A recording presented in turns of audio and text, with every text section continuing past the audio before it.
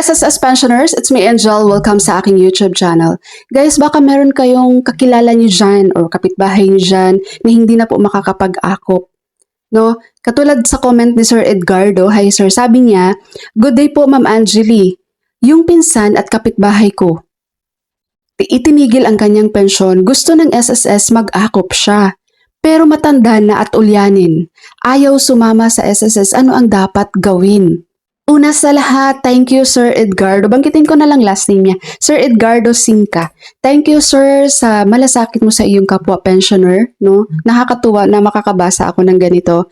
And sana sir, sa ituturo ko ngayon, doon ni-replyan na kita at wala kang response sa akin, hindi ko alam kung nabasa mo yung reply ko. Okay? Sana sir, sa ituturo ko ngayon ay makatulong po ito para matulungan mo rin yung kapitbahay nyo ngayon sa kanyang akop.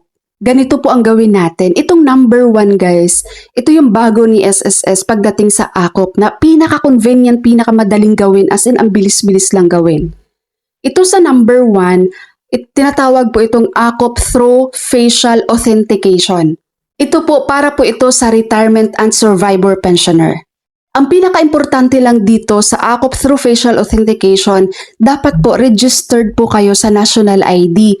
Kahit wala pa sa inyo yung physical ID nyo, basta nakapag-register na po kayo before sa national ID, magagamit nyo po itong akop through facial authentication. Ang kailangan nyo lang pong gawin, punta kayo sa Google Chrome.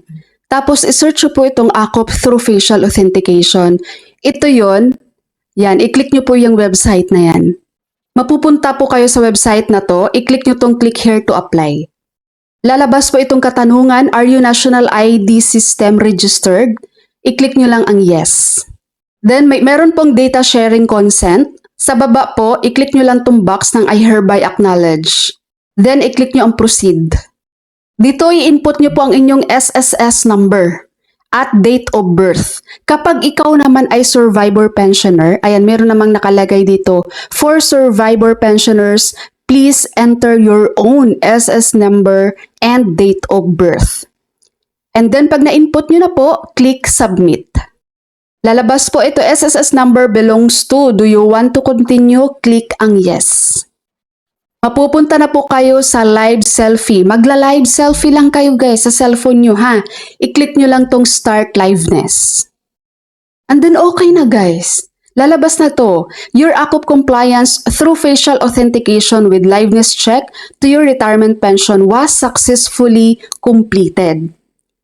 Then meron na dito, transaction number mo, date of kailan ka nag-comply, at nakalagay na rin dito schedule ng iyong next akop compliance. Ganun lang.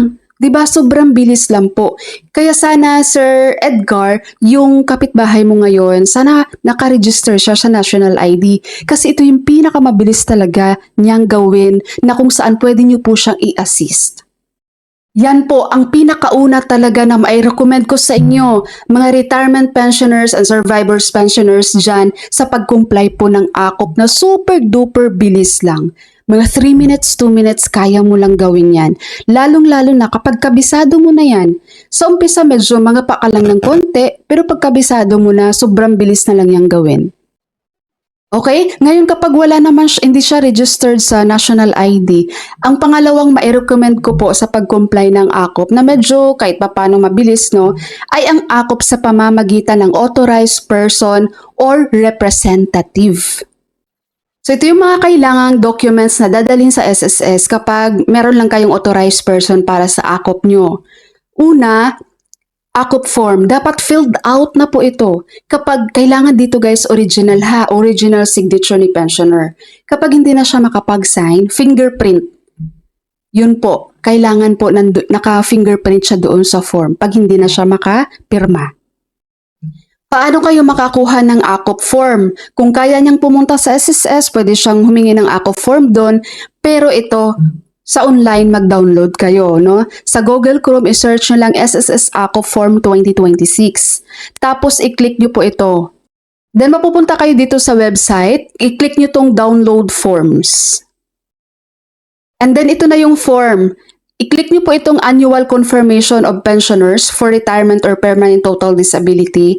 Yan, i-click nyo po yan. And ito na po siya. Ito yung form, guys. Pwede niyo po itong i-print. Kung may mga computer shop kayo dyan, punta lang kayo doon, ipaprint niyo po itong form na to para ma-fill out. No, ma-fill out nung ating pensioner at para madala sa SSS na dapat may mga laman na po. Filled out na lahat ng mga details na kailangan dito. Okay, so AKOP form and then isang primary o dalawang secondary ID ng pensioner. Photocopy and original po ang dalhin. And then, isang primary o dalawang secondary ID ng authorized person. Photocopy and original. At chest level photo ng pensioner na may hawak na dyaryo or na kung saan ang headline at petsa ng pagkakalathala ay malinaw o nakikita. O kaya may background na news. O kaya TV. Yung pangatlo naman na ma-recommend ko, AKOP sa pamamagitan ng video conference through MS Teams or Viber. Ito naman kailangan meron kang SSS online account dahil sa iyong portal, doon ka mag-schedule ng appointment sa SSS. So ito yung gagawin kapag ang iyong AKOP ay sa pamamagitan ng video conference. Mag-login ka po sa iyong SSS portal account and sa services, click nyo po itong set appointment.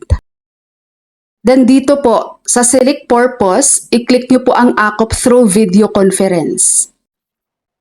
Dito naman sa select preferred channel, i-click nyo po, pipili kayo MS Teams ba o Viber. And i-fill out nyo na po yung mga kailangan dito. Region nyo, branch, appointment date, and time. And the concern is AKOP. Tapos i-click nyo ang next. And i-review nyo lang tong details guys kung sure na po kayo dyan sa pinili nyong appointment date and time. And i-click nyo ang set appointment. And ito na, meron na po. Lalabas na po ito. We have successfully set an appointment with SSS. Please take note of your appointment details. So nandito yung inyong mga details. And reminder, please check your inbox. So i-check mo rin sa email mo guys. Meron ding appointment notice na i-send sa'yo si SSS. And mag-antay ka na lang po sa confirmation ni SSS para sa inyong AKOP appointment through video conference. Okay, so yun po, sana itong video na to ay makakatulong po doon sa mga kailangang mag-AKOP ng mga seniors natin na nahihirapan na, no? And sa mga pensioners natin dyan na may kakilala kayo guys, kapitbahay nyo, na nahihirapan sa AKOP, i-assist po natin sila.